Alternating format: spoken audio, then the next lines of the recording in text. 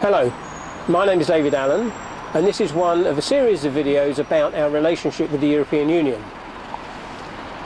This one is about cost.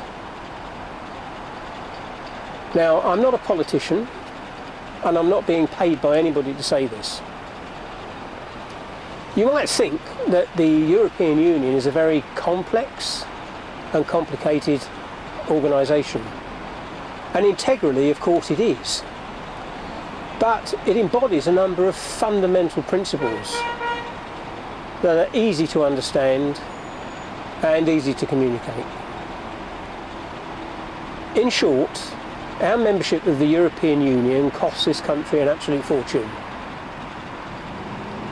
Our direct payments to the European Union are moving toward £20 billion a year. You might think, what else could you spend £20 billion on? Well, I could think of quite a lot of things. Now, we do get some of that back.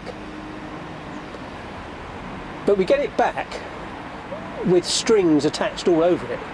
We get the money back, but we have to spend it in the way that the European Union dictates. They decide how it is given, when it is given.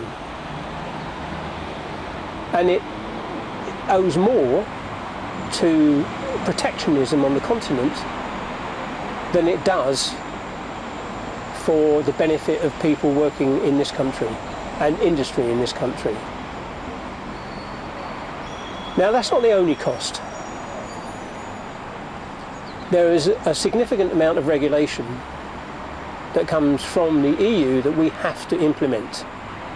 You may be aware, of course, that European law is superior to British law. European courts are superior to British courts.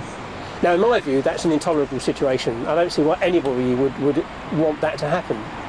But it has happened, and it has got slowly worse over the years. We now have an opportunity to change it. But the other costs are the regulations themselves. They hamper businesses. They prevent us from being competitive.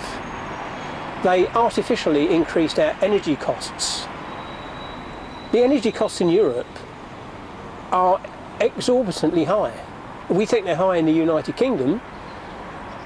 They're exceptionally high in Portugal, and that's not the worst country. And the reason why they're so high is because of the imposition of rules and laws that follow a European ideology about things that in the long term we can do nothing about anyway. We are simply throwing money away for no real benefit. Because, as we know, the economy of the European Union overall is stagnant. It is losing its share of world trade. It is incompetent. It is bureaucratic. It takes years to get anything done.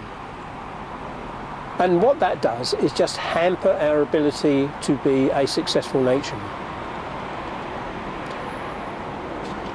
Now, if you vote to remain in the European Union, then you're voting to continue to hand this enormous amount of money over forever and a day. It also may be the last effective vote you ever really have. Thank you for listening.